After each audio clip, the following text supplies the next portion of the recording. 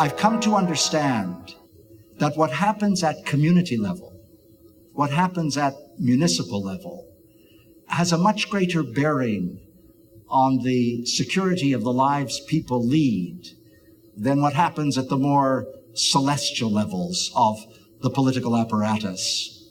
And the great strength of community, the great strength of functioning municipalities, has such an astonishing bearing on a civilized life. And that's not to be toyed with. It's not to be disparaged. It's not to be diminished. And it's always attacked by the Philistines, who will forever choose one dimension or another to blemish and sully the entire municipal apparatus. And that, as you know, is what's happening in Toronto today over the whole question of those who handle waste, who handle garbage disposal. And it's also specious and irrational and punitive and ideological. And what's so interesting in the attack is how unwarranted it is, how without foundation it is. The Board of Trade in Toronto did a study to show that $104 million would be saved in 2014 and 2015 if you privatized waste disposal.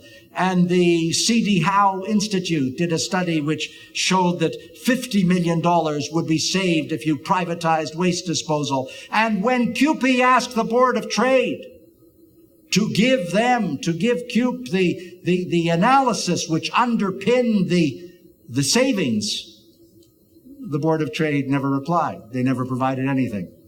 Now, I want to tell you, that's the strongest clue you have to the nonsensical arithmetic which accompanies. The Board of Trade has a lot of trouble with accountancy. There's no question about it. They are arithmetically challenged. We know that.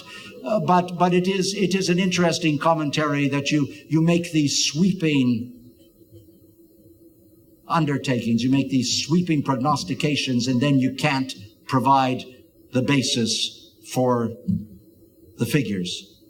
And the C.D. Howe Institute, which lives in a fantasy world anyway, had so many complex calculations that they were impossible to discern.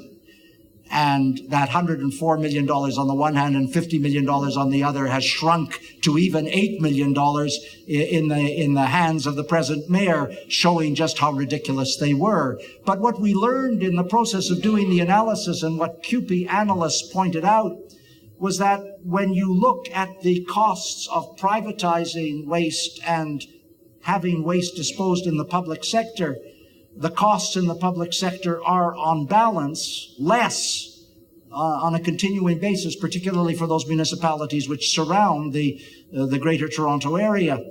And we know in the United States that the privatization, which was characteristic of the late 1990s and the early part of the first decade of this century, are now being reversed, and more the United States is moving back to the public sector in states and municipalities. So what we're doing in Toronto is entirely perverse, but it's entirely ideological. They're not looking for a substantive rationale to justify punitive action against municipal workers.